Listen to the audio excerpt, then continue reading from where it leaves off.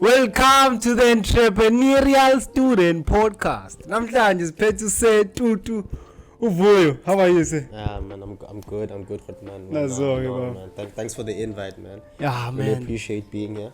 Thank you for honoring the invite, and 100%, bro. Always, yeah. Yeah. Ngalukhuphula voice wethu unganqeni khona Yeah. No, 100%, no doubt. Dog, I met you at varsity and we were hustling hard. Yeah. We were hustling hard. Yeah. I created this platform mainly, bro, like to reflect.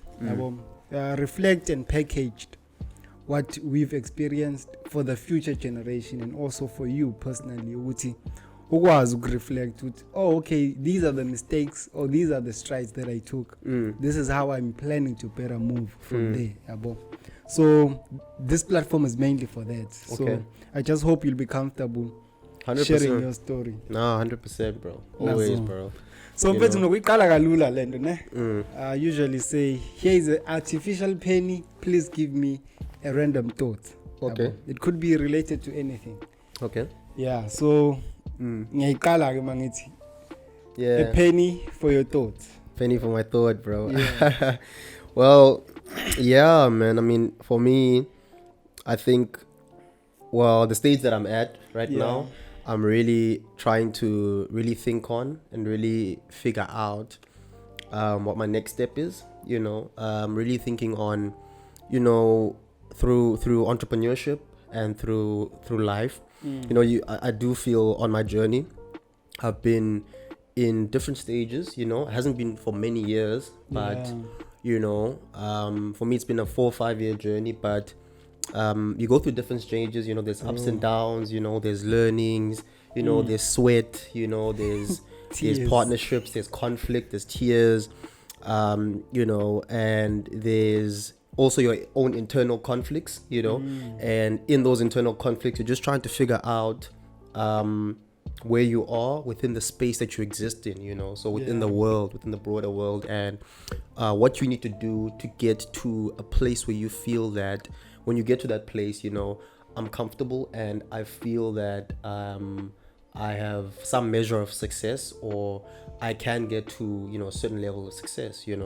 So for me, it's really been around strategizing and planning around that, thinking around what journey am I walking through. So during university, I was really trying to figure out, because I think for me university is about really figuring out and exploring, what you're going to be doing. It's all about meeting people as opposed to just going to class and all that. I think it's meeting people, it's networking with people, it's building relationships, then taking those relationships to the next level where you can build something, or you can go work for whatever company you go work for. That's the value that I find in that experience, and the learning comes from that experience. It's not just going to class. I think the class part is very limited. It's very limited. Yeah, dude, it's very limited. And Is it limiting or limited? I wouldn't say limiting. Yeah. I'd say there are certain limitations to it. I think it depends on the Yeah. individual. I think, for example, you could be, for example, in my case, then I know that I'm studying my particular course that I'm studying in business and economics. So if I'm only going to focus on that, I know that I might have certain talents that could be used in other areas. So I could be studying, trying to finish my degree, but I could have a certain skill set, the way that I network and the way that I think around creating products. I could be a very creative individual. I could be more inclined to technology, to building tech products. I could be very savvy entrepreneur. So if I'm spending allocating all of my time to just my studies, I really limit myself. It doesn't mean that my studies can't take me anywhere, right? They could play a role. So the initial structure of that environment is more of a specializing environment. in terms of school. Yeah. Of course. I mean, you on your own discretion, you like, no, man, I have 1, 2, 3, 4, 5 that I need to explore. Yeah, and I think for me, my choice was that I was doing two different businesses while I was studying for my degree. So I remember like overworking myself, bro, like crazy, like it didn't make sense. Like probably my last year, I probably had like 13 modules that year of like schoolwork split between the two semesters, 2 halves of the year. I had VUYO, which was a business between myself and Lonwabo, and then there was also woke. We were doing a lot of woke events, a lot of entrepreneurship focused events. So it was a combination of doing that and doing woke and doing school. And I somehow, remember we did the society, the ecosystem. I somehow just involved myself in all those things, but I think it was crazy. It's a whole lot of craziness. But I think the whole thing was that how far can I push myself, right? And what knowledge can I gain from all these things? Because you might be limited by the knowledge. If you're just going to focus on just school, you might lose out on all these other opportunities that you can learn from. Something that I love that Bill Gates spoke on was that he says, like he left school to pursue business and Microsoft, and he says that I think the interviewer asks him like, why'd you leave? And he's like, you know what, there's so much more that you can learn beyond school. It's not just only school. I mean, there are people that can get by in the world just with their wits, and they can create things, and they can build things that other people are going to use, and they can be very influential without school. So I think that type of thinking is very limiting, but I think I wouldn't want to completely say that school, let's bash school and say that I mean it can be useful, but what I really think on that I think Elon Musk was having this conversation. What I really think on is the utility of what we learn. What are you using it for? What are you using it in? So it's the practical element. The practical element and the use of the knowledge that you gain. Yes, there's knowledge, but like how much of it do you remember? And because you probably don't remember much of it unless, like yourself, you did something very practical like accounting. Yeah. But if it's theoretical, do you remember some of that stuff? Yeah, and it's past data. What's that? It's past information. It's past information, it can be foundational. For me, there are foundational things that made me think about other things within, the field of economics and business. It made me think about that. But and then there were other parts of it that I could sort of practically use, but a lot of it wasn't that useful, dude. It wasn't. Let's just be honest. All of us know this. Unless like you're doing something very practical. Yeah, something that you can instantly apply. So it's not the case for all courses that you study. To sum up the first installment, here is a penny. Give me a thought. How would you sum it up? Okay, you are in a position of reflecting. You are in a position of strategizing. Yeah, like taking it easy. Yeah, like going to the days of before veg to you, before woke, before the societies. We are similarly in the same position. How would you sum that up? Like that whole experience. I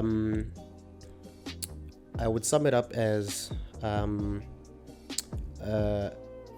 I think just a learning process that I'm very grateful for. Learning process that I'm very grateful for, and that I will continue to grow. From that, I'll continue to grow into the person that I'm meant to grow into. That would be it for me. Yeah. No, bro, like it makes more sense if you've maybe like experienced the same thing. The reason I take you back and say just try and sum it up for this person. This person is eager to start a business. He's eager to wow. But these words can easily ring. Yeah. I'm at this stage now. Yeah. I remember even about Steve Jobs, they had that phase where they had to let go of their apples and be like, hey, yo, I need to recollect myself, then come back better. And it's beneficial for them in a sense of they've already built a business that had a board. Like that's another level. Like an unplug and plug. But it's unfortunate for us. That's why I always emphasize the fact that, hey, yo, this is not America. Yeah, it isn't, bro. This is not America. You can build a successful business, but it will never take off just because you are not in the States. Yeah, bro. But Fetu, thank you very much for your summary, and I just hope people can actually take it and try to apply it to themselves or recommend it to even other entrepreneurs. There are other people that are so immersed in working, but they don't see. Hey, yo, now is the time to breathe. Like now is the time to breathe. COVID forced us to breathe. A lot of us, it forced us to breathe. But abanye abantu abaziyeli. And that's some very profound, truths that you're bringing up, and we don't.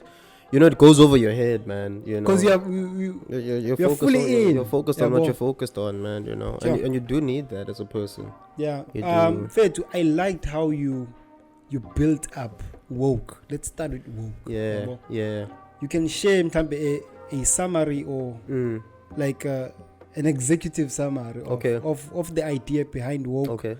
Then I want to ask, like, on the network, because it's more of a business that is built on people. Of course. It's a mass absorbing business. You can't just create the product and then people gravitate to the product, but it has people inside. So now my question would be like, how do you create a community? Sure. It's like a woke community. So you're gonna just give a simple summary, then give us an idea of how does one build a community. So with woke, how it really began was, for me, I really started to think around the fact that, as young people, we have a lack of access to information. Information can really empower us. It can empower you to start a business. It can empower you to start a business, make money. It can empower you to get further in life. It can empower you in so many different ways. They can make life easier. They can make civilization better. They can make society better. So information is powerful. So it was around that thinking of understanding that I think as young people and people in general, we don't really have access to information when it comes to, I think, business, entrepreneurship. How do I get into this? How do I become part of this? So I was part of the Propeller Business Incubator. Before woke, yes. And it was just a bunch of us sitting in one of the rooms there, and we're just chatting, throwing around ideas, and I think I really like the idea of having workshops to give people knowledge, give people information, and I think Marcel, one of the guys that was there, he goes, if you're gonna do this thing, why don't you do like live music as well? I'm like, oh, that'll be cool. And that could be more focused on artists. So the workshop side of things would be essentially bringing people who are subject matter experts, within a certain field. Whether you are a successful real estate agent and people want to find out how to sell real estate, you're a successful property developer, people want to understand how to get into property, how to sell property. You are a successful you have a successful person within the music industry who's a subject matter expert, so now you want to know more about the music industry as a business. So that was the idea behind the workshops. And then you have live performances. The live performances side was to also look at artists and understand that they don't have a space. So it's really having a broad view of how you can uplift youth with information, but also bringing people together. It's multifaceted. You're solving so many problems at once. Trying to solve so many problems. And more come out of that. More problems came out of that. So how does one build a community, man? You would say, for this to work, people need to buy tickets. People need to attend the events. I need those loyal people now. Like people who will be loyal to my events. How does one do that? So I think initially then, you don't have the answer to those things, because I'd never really done that type of business focused event. So how woke is structured for anyone who's watching it is we'd essentially have a panel of people and we'd focus on one particular subject. So whether we want to focus on property, getting into the property industry and being a real estate agent, so we would have a panel of people who are very successful people within the property industry in a certain area, which was Port Elizabeth. So you'd have those people. Then you'd have an audience who'd come to watch that, and they'd pay for the tickets to come watch these people speak about the property space, and you can ask them questions. And the beauty of it is that it's all physical. You could actually interact with these people and really learn what it's about. You could network with other people who are there as well, who also might be real estate agents in the space. So that's the beauty of it. So that was woke, right? And it could be the same for the events industry. For example, if we did an event, we'd have people within the events industry who would do major events, and you could talk to them and etc. So now getting into the community side of things, right? How it initially worked was that I was kind of, when I was starting the thing, I was kind of just me. I was just like, I was the only guy doing the thing, and I was telling my friends, like, hey guys, like, I want to do this woke thing, and it's gonna be dope. And I remember, that's how I was the mascot. That's how I first knew about you, because you were telling me about this crazy idea you have. And I saw it fitting, because I was already in the catering space. I'm like, okay, even to me it's like a business opportunity. And I've seen things that are similar to this, but they were not so alive. Of course, it was if it's a workshop, it's a workshop. There's no funny characters. Characters, it's like the misfits. A musician. These ones appear like this, but now they are in the mix. With the intellectual conversations happening in the mix. I'm like, this is a great idea. And I think from going from solving these problems, right, and then eventually, like, to answer the question of building the community, I think it all starts with you building a brand, you building a product, a good product, that people are going to engage with, and people that people are going to want to be part of, right? And the way that they thought about it when we put together the team, which was myself, Lonwabo, and a couple of other guys that were working with us, is that we thought about it as like, the vision was, it's got to be youthful. So Marcel, the guy that came up with the idea of calling it woke, I was like, woke. And then all these other guys because initially, before we even started the thing, we had a group chat. We're like, guys, we want to do these events and all that. And then Marcel was like, let's call it woke. And then some other guy was like, no, that name doesn't make sense, And I was like, no, let's go with woke. Because it's going to create that uncomfortable conversation. That uncomfortable conversation that people have on Twitter and all these platforms. So we called it woke, and I like the appeal that it can have, because it makes you think, okay, what does it mean? It's not something that you're gonna hear that you often see when it comes to events platforms. You make it colorful, you make it youthful, and you make it appealing for a young demographic and for an older demographic, right? So that's really pointing towards community, really making it attractive for people, right? And then, of course, there's the product itself, right? The product itself being the information that's being shared there. So really thinking around, okay, how are we structuring it? Because we didn't do panel discussions at the beginning. It was sort of people coming up to present. And then I think Karen said, why don't you guys do panel discussion? Like, oh, okay, let's do that. You're so open to ideas. We're like, let's do it, like, make it interesting, No, bro, like, Yagu's of it. And do you have them on YouTube? Yeah, dude, I've got like videos that we did. Like all of them. I don't think. So how was it? We have Zakes there. We have. Monte is there. We have more. Yeah, we have that. We have that events one. We have a couple of them. But No, the quality is proper. I really encourage my audience to check them out. Check it out. And I'm sure this conversation will make more sense after you've seen what these guys content, are all about. The content. Fair to, I've seen how guys in Joburg move. Some of them don't really move as fast as we are, but they it's like a gigantic move. It's slow, but when it lands, it has impact. It has impact. Tina is like but the tricky part is it's because the way they monetize is totally different. That's the question of how do we then monetize these platforms? That was my biggest challenge, bro. Like, I think for me, of course, with my partners, in the way that I think about anything, like, for example, back to woke. We could think about building the product, making it a great product, marketing as much and throwing it in people's faces, right?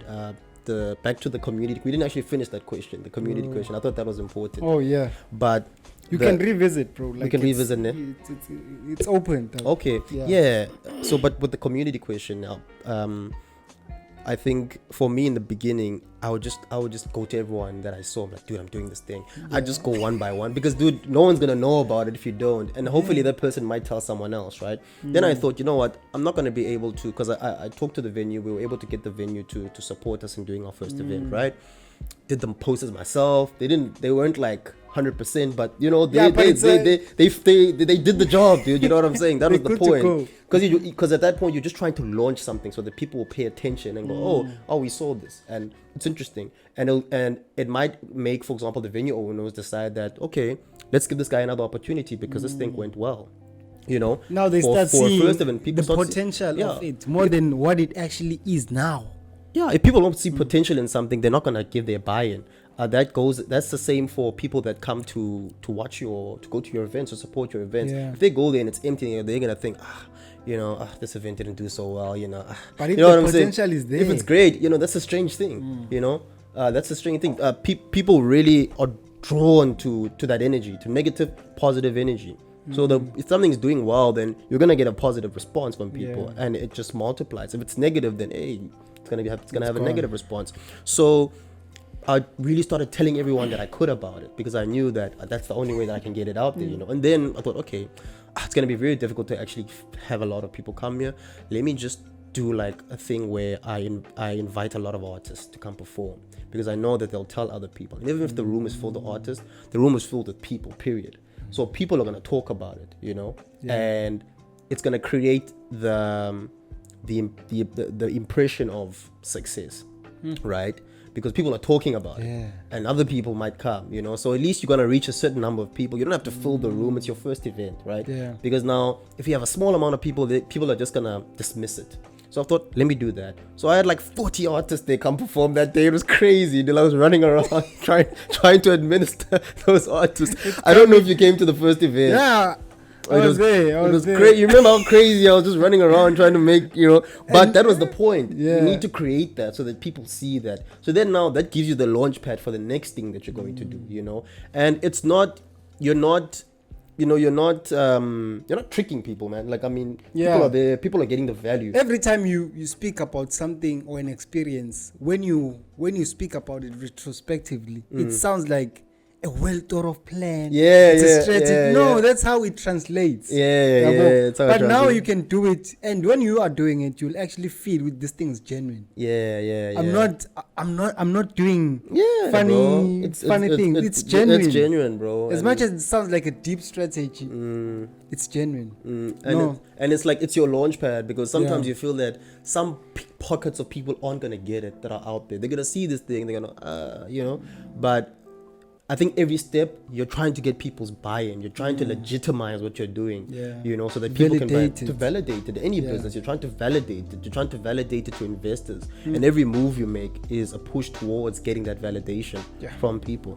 So, man, I think that was that experience of just building community, slowly building the brand, making it look better, getting someone who can really make it look proper. Because now if it looks a certain way, people perceive it to be that. That's, People, you know, people's perception of it is that, okay, this is a high quality thing, I want to go to this thing, you know, because even because it looks like this. The venue itself, The venue, tells everything, you with shit. Yeah. This thing is real. No muntu mhlambe mayisuke emagxaki at I'm going to a woke event. Mayise share with social media platform yakhe. He needs to project who was at a better place. I was here. It looked like this. It is this, you know, and like that's part of like your branding of what and I like doing. the emphasis of people. Like people build people. Yeah. My network is your network. And if I've got the world in my phone and you've got the world in your phone, therefore we have a universe. Just the two of us. And that can easily wrap off through value.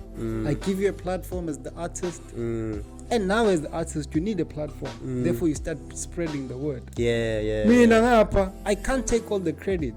Because I know it's because of I rubbed shoulders with a certain person. I like the emphasis on the people and the nature of people and knowing what is their value and contribution to the whole.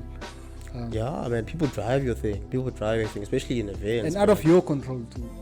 Of course, everything is once it's out there, it's out there. It's out there, bro. You know, people can come and people cannot come. You know, that's what you're stressing about the most. Like, it's stressful. You're stressing, bro. This business thing has a lot of stress, bro. It's stressful, bro. It's not a business, it's a stressness. It's just a life of stress, dude. So you know what stress you're getting into when you get into a business. It's too much. Come to get back to the monetization. Yeah. You can share the struggles, dog, because to another person it was a struggle then before COVID. But nengathi manje I can move easily kanje. Yeah, I mean, look, I think with us, both with Woke and with the other venture that we started, Uvej to You, with Ilonwabo. So I was working with them on both ventures.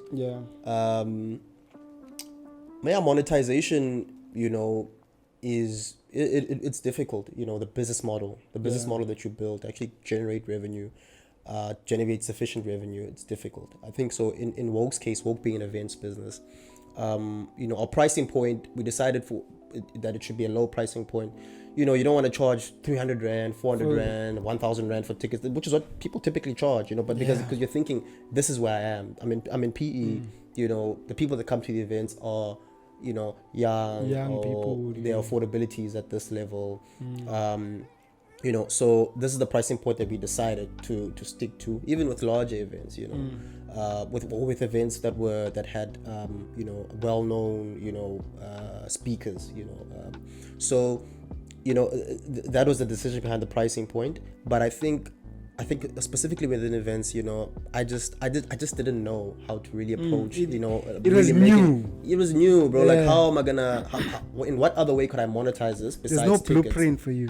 Besides tickets, and there are many ways that people use to monetize, you know, these types of things and how they approach events. But for me, I just didn't have the knowledge. So, you know, we did have a potential investor wanted to invest, you know, in the business, and this was after the events industry topic, right? And you know, they wanted to invest some money in the after you. Is that the Mote event? Yeah, that was the Mote event. Yeah. So investor wanted to put in some money, and you know, we got to the contract stage, dude. Like, you know, and I mean, as a young entrepreneur, and you can't afford lawyers. Yeah. So die. Yeah, I can't afford lawyers. Yeah, I can't afford lawyers. So we got a mentor of ours who we met through Woke, but like the investors and the mentor we met through Woke. So Woke really gave us access to people, bro. Access to like really quality people that, you know, within that network that you can build, you can really find value, and you can give value as well. You know, give value and you can find value within that network. So, I mean, through our mentor, we were able to get like agreements in place, you know, for us and lawyers to assist us with drafting the paperwork properly. You know. You know, that's the way you should do it when you are, you know, getting money into a venture. So we were doing that. We were just about to sign, and then COVID hit, bro. Dude, like COVID hit, bro. Just about, bro. So I mean, of course, the investor after COVID and the lockdowns, and they would ask the question of, okay, like, I see you guys doing online stuff, sure, but how is that gonna convert to money? Because the thing is, with that particular investor, he was in the events industry. He could like.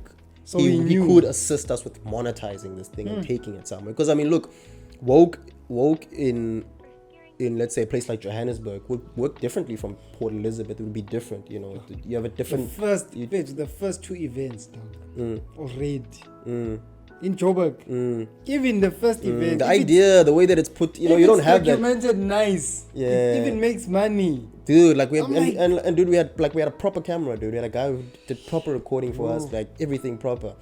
And dude, I had people from like the Northwest contacting me, like, they want to do, they want this thing here. When we did the youth development event and other events that we did, people would be like, is this thing here? Like, you understand what I'm saying? Even when we did the event with those X-Man doing, we did an event focusing on the music industry, and we invited him, focusing on the business of the music industry. Before the Grammy nomination. Did he get nominated for a Grammy? Imagine. Yeah, I heard that. I'm not sure if it's legit. But okay. Yeah, but anyway, we invited him, man, and you know, they were pretty cool, you know, pretty generous, and we got him. We got a lady named Palisa Khomo from Sampra.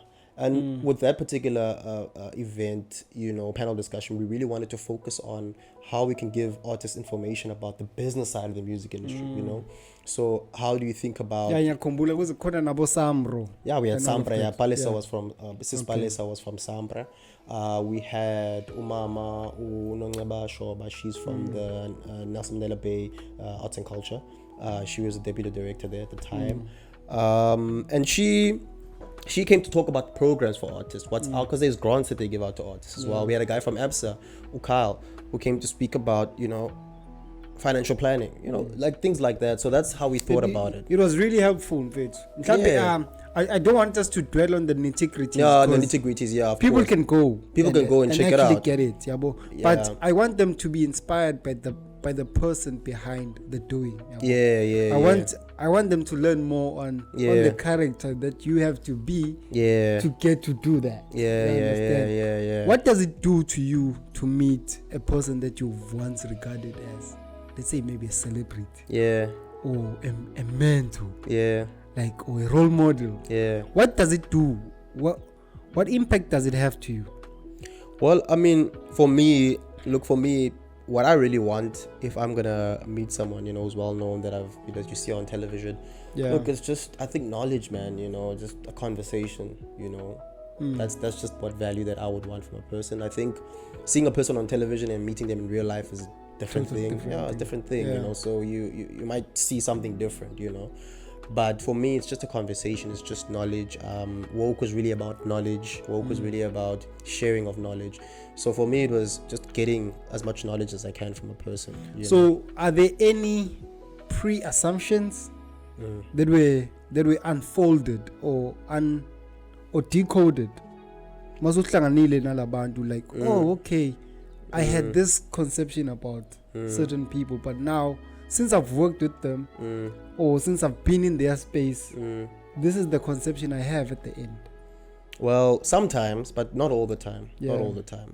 Usually, for me, in the people that I've met, they are what, you know, you might have perceived them to be. But I always want to be surprised by people. I always wish for that. I think it can teach me a lot, you know, about life and about people, you know. But it happens, man. And you know, you see a different image to what you thought that person was. And in some situations, it can really save you in business, I think, especially when it comes to, I think for me, with people that, for example, would want to invest in your business, it really gives you a different perspective when you see this different side, and you think, but I'm glad that thing actually didn't go the way that it did. You know what I'm saying? So doesn't their fame or value, perceived value, infiltrate with your decision making? In what sense? Like with my decision making? Let's say you're about to sign this deal. Okay. Then you just get by the fact that this person is a Grammy nominee. Yeah. Well, we're not talking about that particular individual, of course. It's just an example. It is just an example. Yeah.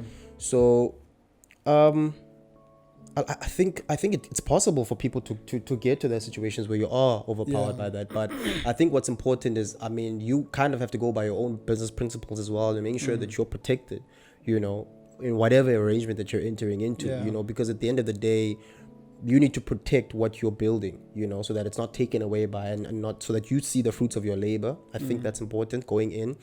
And I mean, at the end of the day, that person's also a business person, you know, they're out to make something out of that as well. So it's important for us to, as young people, to not be pressured by that, you know, by a person's image or where they are, and just be savvy and think about how we protect ourselves, and be in the position where you're like, okay, but look, we're making a deal here, and this is what I'm getting out of it, and this is what you're getting out of it. Like, I mean, you can't take a bigger share because you know you're at this particular standing. Yeah, what about what I'm supposed to get out of it, you know? And I think that thing of being hungry, bro, when you're pushing something, you're pushing a venture, and failing at things, and things not working the way that you hope them, working hard and not getting anything out of it, you know, that is like, and I swear, no, we can't see on this. No, bro, like but anyway, is a therapeutic. It's shitty, bro. It's shit, you know.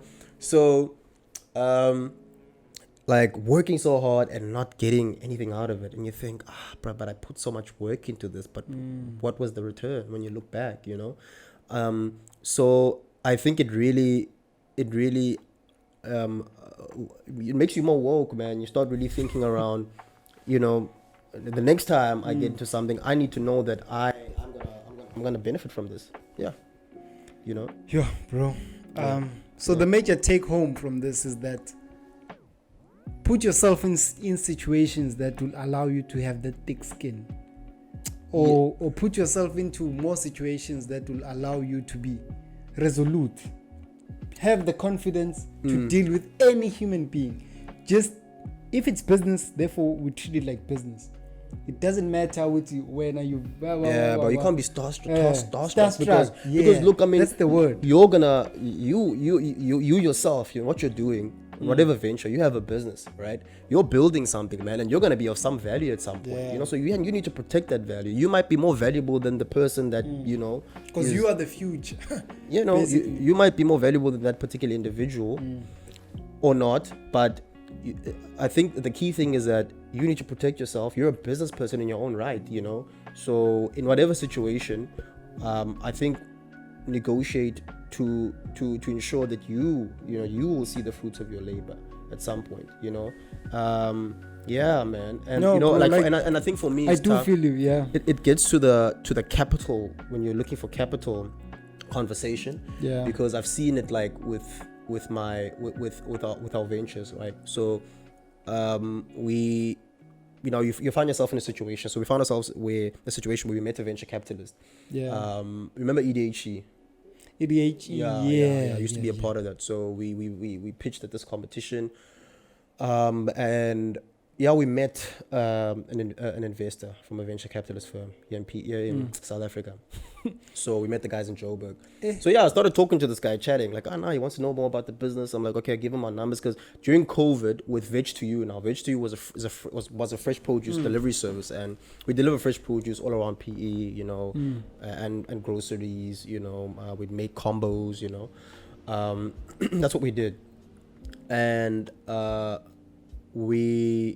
so we were talking to this investor, and we were like, okay, cool, like level, we want to grow our business to this level. We put together, you know, you put together your pitch deck when you proposal, your pitch deck, you know, your 15 slide or 10 slide pitch deck to the investor, and then the investor is gonna want a breakdown of your finances, your projections, what you're gonna spend if they give you this much money, what you're gonna spend it on, etc. So you send all that. So the investors agree, like, okay, we're gonna give you 700,000, right, to invest into your business. And you're like, okay, great. And then you're kind of thinking around how, like, they're gonna take a portion of your business. And like you're small, you know, you don't have, let's say for example, you don't have a lot of leverage in that situation. You know, So they're going to take a portion of your business, and it could be a higher portion, you know.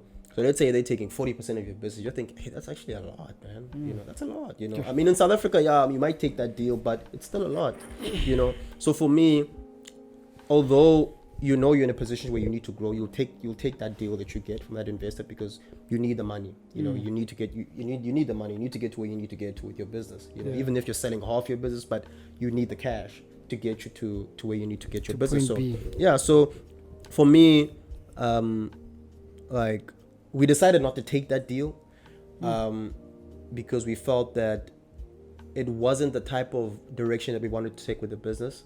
You know. We wanted to take a more tech type of direction, technology focus, because it was so not only focus on the product and produce. Yeah, like tech. We wanted to go into tech, but be more of a platform. Yeah, and the thing is, we were really thinking around, like how much money you're gonna make from this particular business, you know, in the future.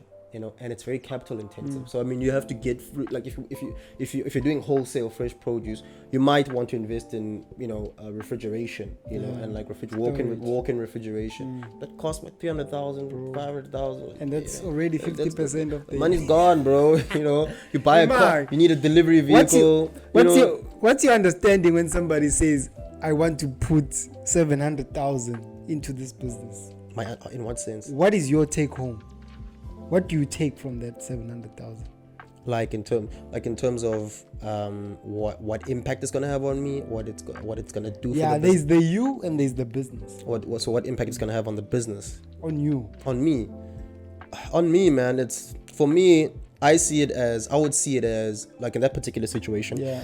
I saw it as an opportunity to build something, to grow something, to make it more. Yeah. I saw it as that. I saw it as also, I wish that I were in a better situation where I could be able to negotiate better terms. You know, for example, if I had enough funding, I could negotiate better terms, you know. But I wish I could negotiate better terms. That's the second way that I see it in. Yeah. Yeah, man, I see it as an opportunity for growth, you know, to grow my business, to make me to pay, you know, you pay your salary, pay your salary. You need a salary as an entrepreneur, man. And yeah, so in that transaction, because okay, now like for the fridge business, we are not speaking any deal below 2 million. Why? Because we need at least 1,000 fridges, and for us to get 1,000 fridges, let's say a fridge is 2,000 rand. That's not even a worst case scenario. Yabo. But siyazibuza nangu umuntu uyafika no 2 million. Athi here is a 2 million. Who currently owns those shares? It's me, right? And umtu. Let's say the shares we listed, it's 1,000 shares. Yeah. And we have 500. Yeah. 50. But sesifuna ukufaka lo muntu ka 2 million. Yeah. Aren't we selling that person a part of our 500 shares? Therefore, another money needs to come to us as the person who owns.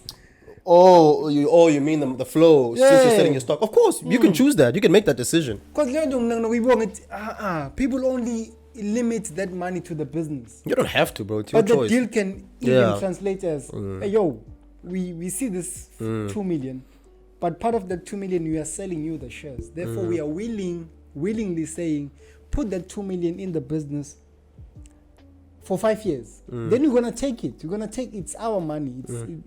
We are lending the business that 2 million for 5 years. Then it pays for the 200 shares we gave you. And if it's more I'm not sure if it's the understanding of business or kwenzakalani, but I always find it tricky. You could negotiate. Like for example, with Woke, the investor was gonna give us money, so they were gonna give us money. Yeah, we could decide that, you know, we're gonna put this money into the business and keep some for ourselves, right? Which was the plan, and of course the terms that you negotiate with them as well. And you go, you know what, bro? Like, why don't we say we'll take some of the money for ourselves, and then this amount of money will go into the business. But it depends on the venture as well, the type of venture. you know, and the type of agreement that you reach with that particular investor. No, that's dope, so. King. And Vetu, I hope this too also challenges the person who's trying to run a business. Let me think about the end in mind. How do I step out of this business when I want to step out? Or if I'm forced to step out of it, because you can easily be forced to. Sorry, man. It's fine. So, would you say a greater part of you knowing how to move in business is contributed by your upbringing? Well, I think for me, not really. Not really. I think it's just learning, man. Learning. How did you grow up? Being very yeah. If you were to draw the comparisons to the you now and the you then. Well, I think growing up, like, I mean, I'm a person who's really, I live in my imagination. So you know, I really love to think about you know, things that I want to do, things I want to create. You know, even in high school, I always think about, I would love to do this business. Fascination, guys. Very curious, very fascinated with things like that, you know. So I was always really thinking about that, always watching these entrepreneurs, and you know, it was always something that very much fascinated me. Yeah. So I think for me, it was just that curiosity and fascination for wanting to do something like that, you know. And then during university, really then, you know, you meet people and you decide like, oh, well, let's do this, let's try this, and then that was it, you know. And then learning along the process, learning. So university was the first outlet. Yeah, for me. Yeah. Like I said, like, you know, I think university is a space to meet people, you know, to the opportunity to engage and explore things that you can do, you know. So your parents were not in business? Well, my father was, so he had a butchery. Yeah, so you know, things with nyama and then the back and he tried a couple of things and he's still very fascinated by it, you know. So we'd go there as kids, you know, and you know, you know, so it was that. But I mean, he doesn't have the business anymore, you know. But he's a person who's very fascinated by getting into business, you know, exploring business, and you know. But I think for me, I wouldn't link it to that, because I when I think about it as it wasn't really a major influence, because I always wanted to, like, growing up, you know, you get to a stage where you're growing now, you're thinking, you know, in your adolescent years. So objective, like your adolescent years, your years of growth, and you're thinking, I'd love to do this in your mind. But I don't think it was a direct link, but maybe in some ways, maybe subconsciously, I don't know. But for me, it was more like I just always thought of these things. I always loved, like, okay, like, it was a curious. It was a timing difference. Yeah. That day is coming. Curious about, like, what's Bill Gates about? What's that guy? What did that guy do? You know, what is this entrepreneur doing? What, you know, just that curiosity, but not really exploration in the practical sense, but being curious about it. Yeah. No, yeah. So, let's say, I wouldn't say it's a perfect world, but in your world, would you be in business for the value creation or the money creation? I think one thing that I was really learning about last year, just watching stuff online, listening to other entrepreneurs, I think going into business from a problem solving, value creation perspective, I think it's important to really have a purpose in what you're doing and not just focusing on the money. Because I think that if you do have that type of focus where you're focusing on creating value, you're focusing on solving important big problems, then money can just be the byproduct, and the value that you create can really translate into, you know, a huge sum in terms of the return that you get when you're really focusing on those big problems that you feel are big problems. And focusing on a purpose rather than it just be very short term, very transactional. Very transactional. I just want to make something now and not really thinking about the future. So I think early on that was kind of our philosophy. You know, we took what we made during lockdown, because with Veg2U, like, we do a few orders just before lockdown. That was the business for the first couple of months. Few orders a week, maybe 3 orders a week. And then lockdown came, and I mean, we were essential services, so we were allowed to operate. Within 2 weeks, dude, like our orders quadrupled. Like we were doing orders every day. Because people were locked in. You know, and we made some money from that. And we decided, look, dude, let's reinvest. Let's not spend the money. Let's reinvest. Pay ourselves a little bit of money, you know. I kind of regret that. I wish I'd paid myself more looking back, because after that, my friend, it was just hunger. It was just like, yo, bro, because the thing is, I was the only partner left in PE. My partner had to leave because he had issues with accommodation. He's not from PE. So I was like, okay, cool. You know what? I'll do take care of the operations from this side. You can handle like the admin, taking in orders from customers and all that, and communicating with customers. Because it can be done virtually. It can be done virtually. Yeah. So he was doing that, and you know, it's difficult, man. Being alone, you know, it's tough because you know, you're handling everything. And sometimes you just need that motivation. Yeah, you need motivation, but there's reality, man. Like the reality of it was like, dude, like business did this, dude. Like it did this, and then it just went down, dude. And it was like I was just watching this thing burn. I'm like, guys, like, okay, we need to keep. Why is it burning? Well, the lockdown restrictions were curtailed, so open. Yeah, it was more open now. So people. So to you, the discomfort of the people was benefiting the business. Of the course, discomfort, yeah, the fact that of course, bro, of course, Shit. like because like people are locked in at home, like people want to deliver. Dude, it was crazy, dude. We got to a point where customers were fighting each other on our comment section. Like one person was like, our products are expensive. Then this other customer was like, no, dude, these products aren't expensive. They deliver to your house. Yeah, like people are fighting over you. You know you're doing well. You know, so that's you building a community again. Community, bro. Like. Yeah, with that business. A cult following. So Nono was telling me about this. He's like, yeah, dude, like these people are fighting. I'm like, what? You know? Yeah, man. So, and then the restrictions were cut down, so it got difficult, bro. Like I mean, your revenue's going down. You know, you're burning money from your own pocket. I need to pay the delivery driver. You know, I have to pay him for my own money now. Shit. It's like that difficult. You know, you need to downscale because we had a warehouse space. We had to downsize that, dude. You know, and then eventually we just cut it overall, man. Because it was getting too deep. It was getting expensive. It didn't make sense anymore. The orders, the revenue didn't justify it. I mean, how does one deal with themselves during a time of decline, like recessionary times? I think about that a lot, you know, because for me, I think it's from a business management point of view, you know, managing your venture, and deciding when is the right time to maybe change your strategy and leave, because, you know, you're burning money, you know, you're wasting time, you know, the world's changing, you're wasting time, you're burning money, so maybe change your strategy. So I thought, you know what, we need to think about doing some research with our customers, call them, ask them, what's the issue? What was the issue? Was it customer satisfaction? Was it late delivery? Was it product? And I found that after doing that research, the product was fine. Everything was good, you know. There weren't any major, issues, but it was just that we have a strong retail sector in South Africa. Yeah. People are going to go back to retail eventually. You know, people want to get out.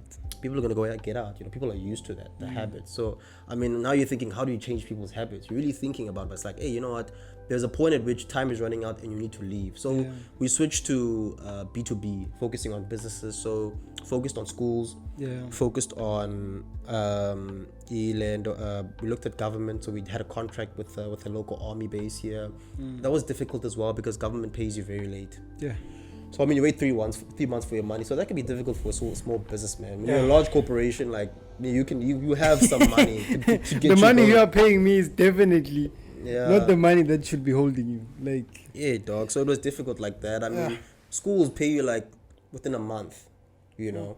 So I think for me, back to the question about monetizing something. I think you know, your revenue model, I think, is what I take with me if I want to start something else in future.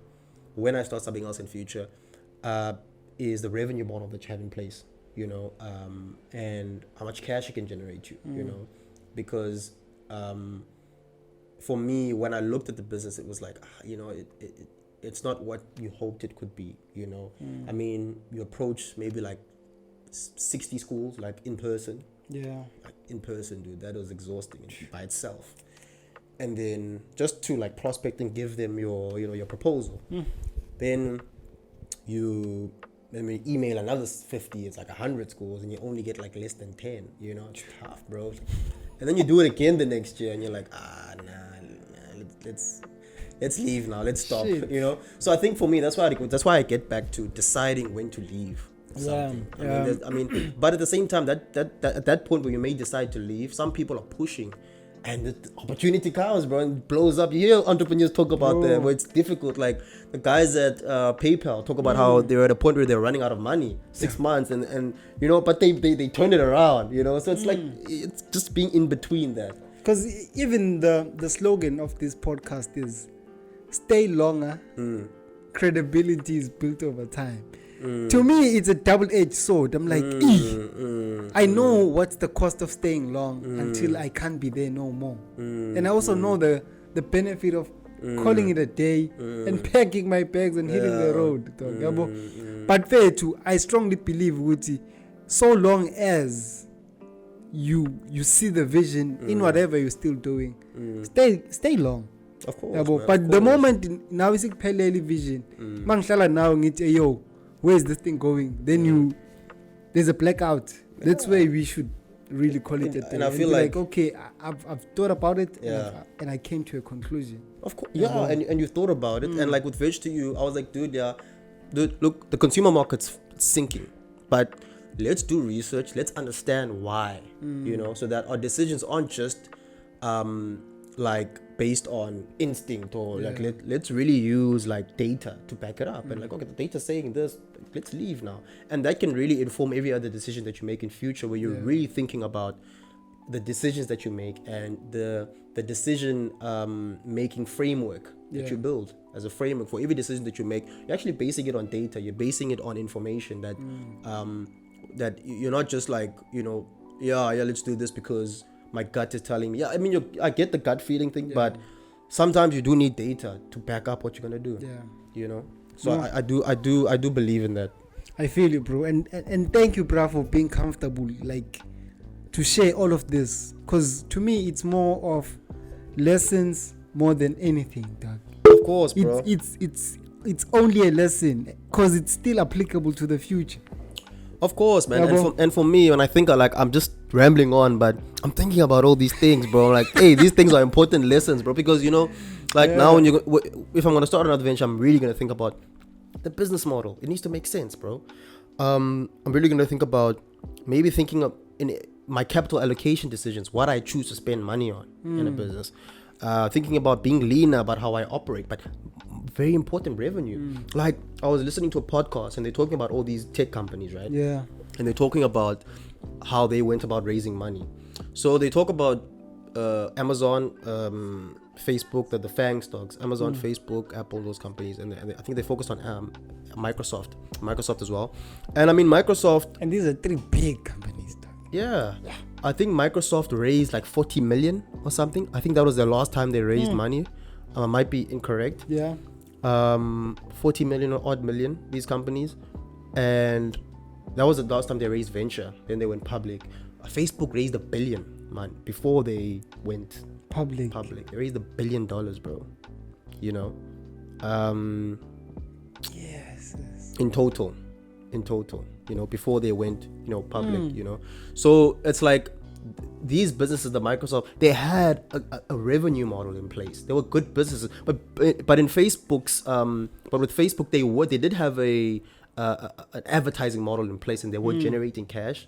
Chamath Palihapitiya was talking about this because he worked there, so he knew. But your Microsoft, they had a revenue model in place. So I'd love to have something like that, that when I start a business. There can be a revenue model, not necessarily revenue in terms of making money, but to generating cash, carrying you to that point of making money. Yeah, you're having a model in place so that you know that this is how I'm gonna make money, and you've really thought about it very well. Yeah, you've elegantly thought about. You've elegantly thought about.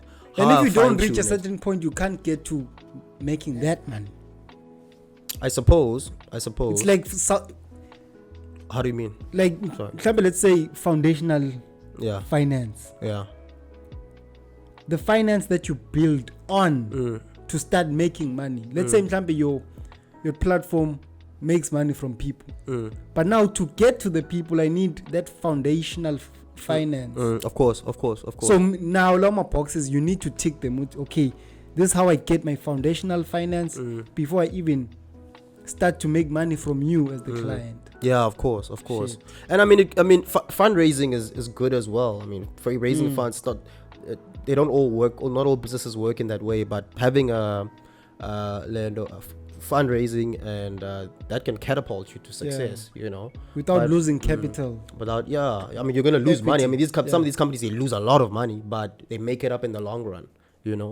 So, but for me, I would love to have a revenue model in place, because getting back to when you can negotiate with an investor, you have a lot more leverage, bro. You have a lot more power. Because I know exactly if you're dangling $1 million in front of my face, I shouldn't be shivered. I shouldn't move. No, but no, dude. Because I know I'm gonna give you 10%, dude, or 15%. 2%. That's what we're going with. And your face doesn't shake. You've got the money. You're not. You're not in an unfavorable position. It would be lovely for it to be that way, but it doesn't always work that way, of course. So we need to be realistic about that. Yeah. Because you're close to wrapping up. Okay. Yeah, I was still ready to talk. Yeah, bro. I know. That's why yeah. sometimes you just feel it. We need a second round, and this one is just to make you comfortable here. Okay, this is what we speak about. There's nothing really out of the norm, and this is timeless. Yeah, of course. This is not a trendy topic, dog. Course, it's the boring stuff. I usually call it the boring stuff. Mhlampe, the personal attributes that builds you to be this person. I know people who couldn't stand the beginning of fame. It's unfortunate, bro. People kill themselves. Hectic, yeah. Through a similar or the same journey as we in. What keeps you resolute? What keeps you going? For me, man, it's just knowing that in my mind, I have my own conception of what the future will be, and I'm painting that picture of that future.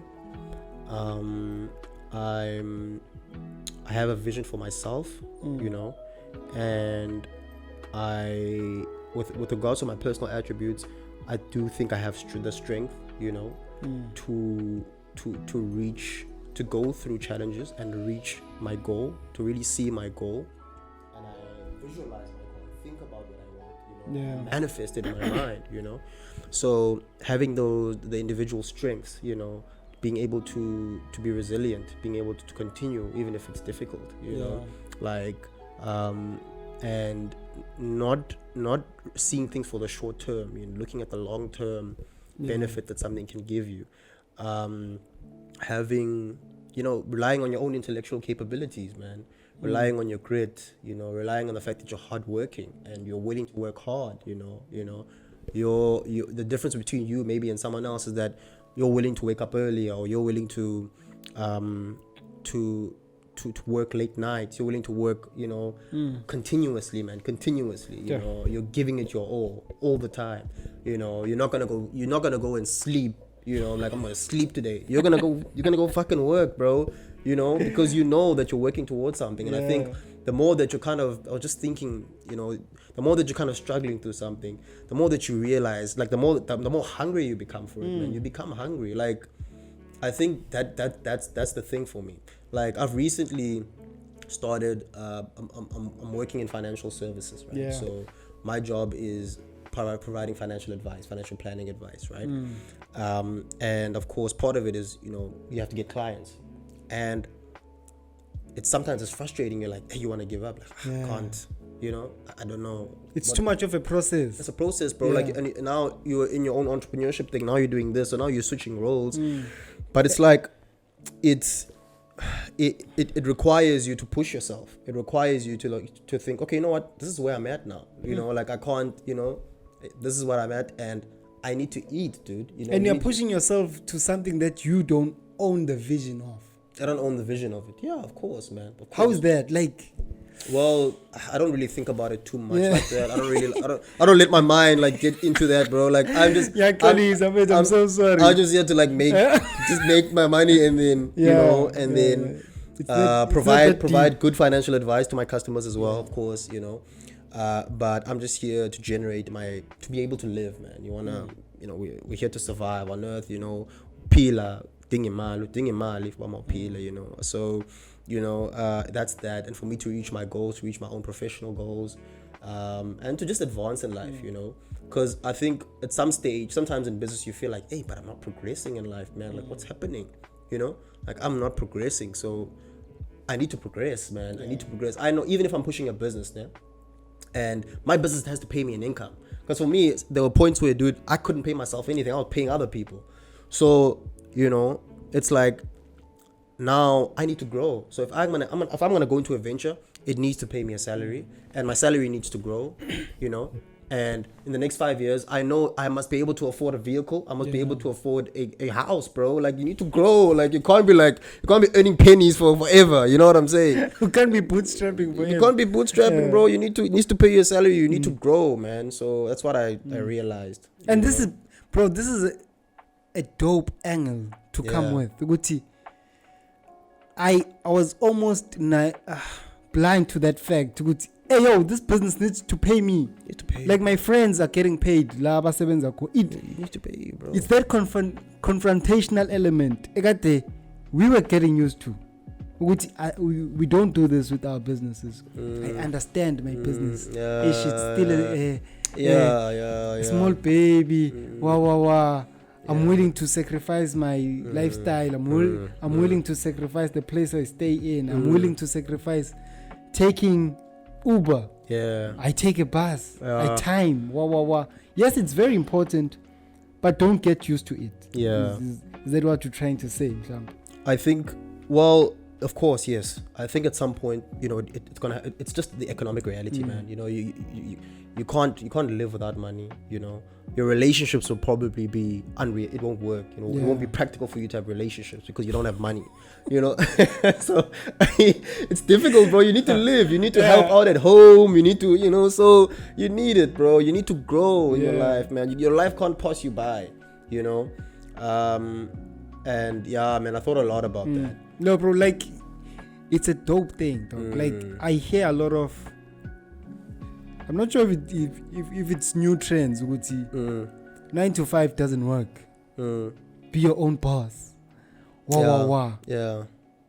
I feel like there is decoding to be done there. Okay. Yeah, because number one, when I left high school, when I left home for university, it was like I was in a 9 to 5. Why? I have work to do, and fortunately, I had a bursary that was paying my salary. Okay.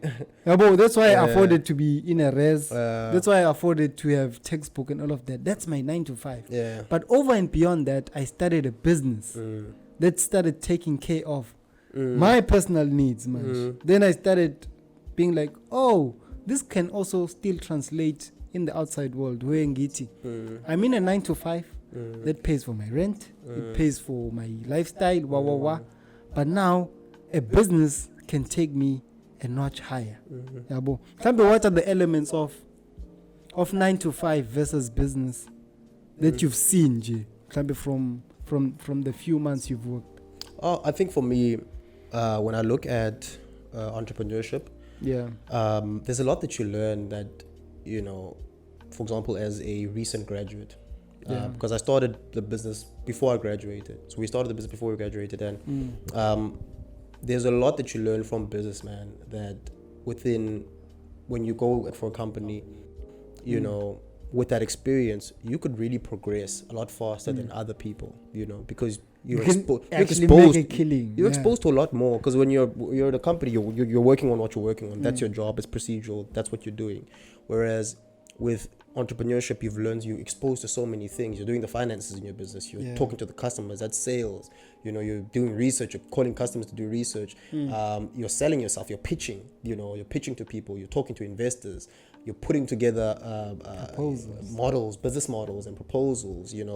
So from a financial analysis point of view and business model building point of view. So you've got all these 5 skills that you have that other graduates don't, Bona, they are specializing. If it's marketing, it's that, you go study deeper that. into marketing. I mean, not necessarily, depends on where you work, because people do get exposed to different things at work, but I think those are the differences in that you could, for example, even the way that you approach things, like you know that, look, I mean, I was in a situation where in my business, I am the person who's driving this thing. Like my manager's not the one who's pushing me. I'm the manager, the owner, everything. So I'm self-motivated. You're you have to motivate. So when you're at work, you're self-motivated. You're like jumping onto things. You're doing things at a quicker pace than maybe what other people would, because you've been exposed to things in a different way.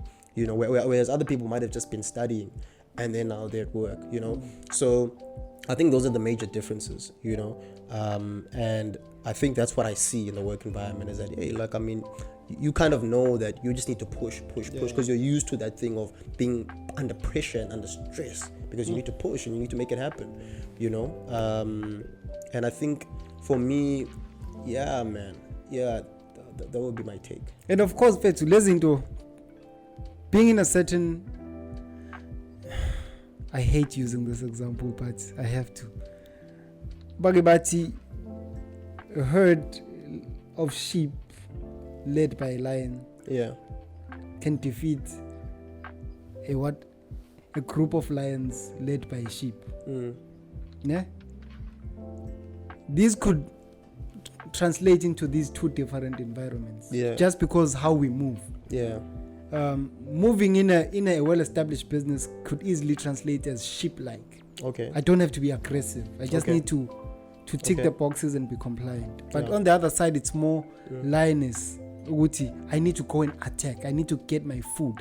I need to be the first one out, and I need to know how this jungle works for me to be able to feed myself. But on the other side, I just need to focus on my job. The sales guy will do his job. And there will be money to pay me at the end of the month. There's danger spending so much time if you are wired like this in that environment. What are the things that you've projected that you've seen? This is a dangerous habit to spend so much time around. It could be a colleague, it could be the environment itself. Then you're like, no, this is something that, as an entrepreneur, in my head and in my actions and in my private space, I need to be cautious of. I don't have to be. I think for me, of course, I do really think about that fear. Of, that fear of the fact that you may lose sight of what it is that you want to achieve at some point in your life. So because you're in a certain environment now, you get very comfortable. So I think for me, I do have that fear, because let's say you're getting a salary, dude, so there is a measure of comfortability, but at the same time, I really think around what I want for myself, like my ultimate vision, and thinking beyond short term, what money I'm going to make short term, really thinking about long term, and really going out guns blazing, man, towards my vision. So for me, it hasn't been a major concern, right? In terms of like the fact that I need to be worried, and have that fear. You want to panic. Man, comfortable cool. No, I think for me, I'm dying. And I think for me, it feels like a break, man. It feels like a break. Like, dude, like earlier this year, dude. So earlier this year, we were trying to raise money again. So we wanted to do a tech startup now. Had an investor that was interested. We were going to raise more than 500k for this venture. And does the venture need the 500k, or it's the capacity? It was about 700. What do you mean the capacity? It's it's the total sum that we can get at this stage, or that's what the venture itself needs. I think it's partly what the venture needs, but also, you know, the more money you raise, the more leveraged you are. So I mean, like now you have to give up a lot more stock, a lot of your power, a lot more shares. Okay. So it's like you don't want to give like 50% of your company away. So you kind of, okay, let's do this, but we can use this money. This money can give us runway for the next year and a half. You know, that type of thing. So we meet with the investor last year December.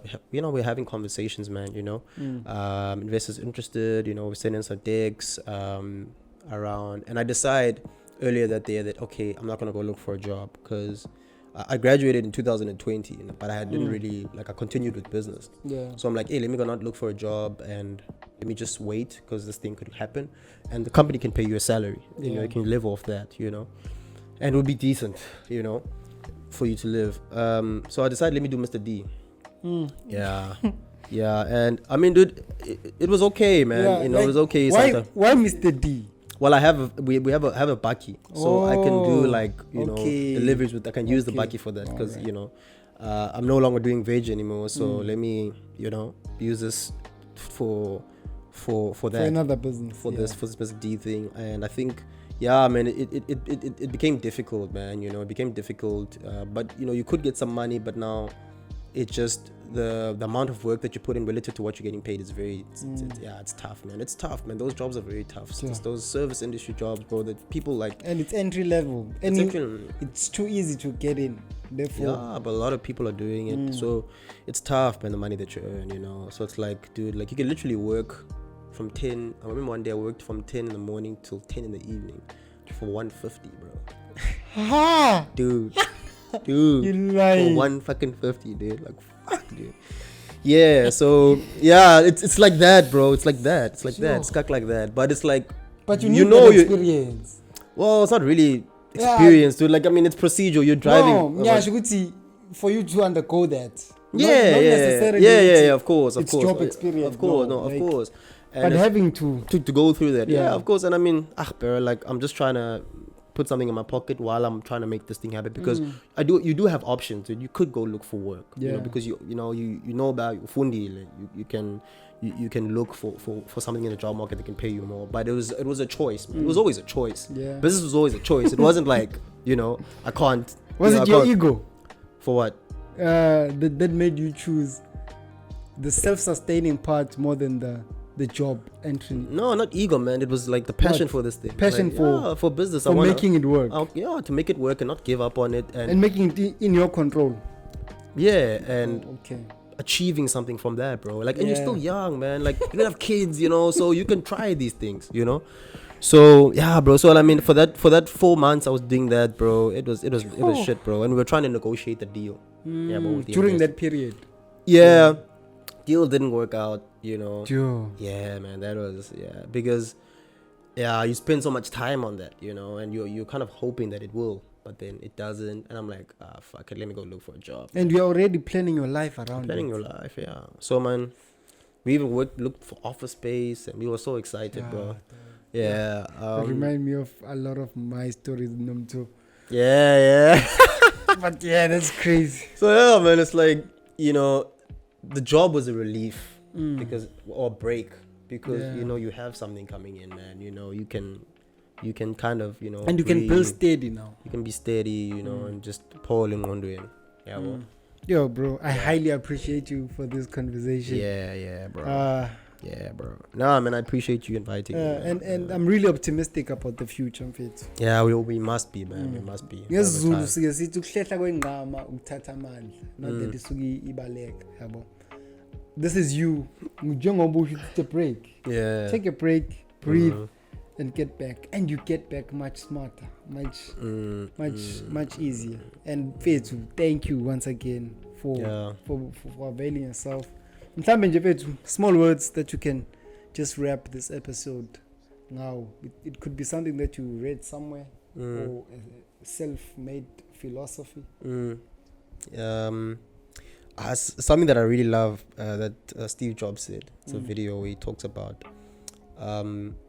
when you grow up, you tend to get told that the world is the way it is Try not to bash in the walls too much. Live a nice family life, save a bit of money. But that's a very limited way of thinking about life, right? And it's really understanding one simple fact. And it's the fact that everything around you that you call life was made up by someone else, right? And you can change it. You can shift it. You can poke at it and something will come out. Like everything around you, like the computers that you're interfacing with, the clothes that you wear, the car that you drive, the roads that you use, some technology that someone made up. Everything around you that you call life was made by someone else, and you can poke at it and something will come out. And it's just realizing that one simple fact is that you could also build your own things. You can build your own products that other people are going to use, and that's just one amazing thing. I was so blown away by that, man. And I'm so tempted, bro, to contribute to that. But yeah, I get it, and that has defined my week. Last week was like that. I even posted Ngiti. Your reality is someone else's creation. Then it's all man-made. I'm like, shit, everything, this thing fucked my mind up. Everything.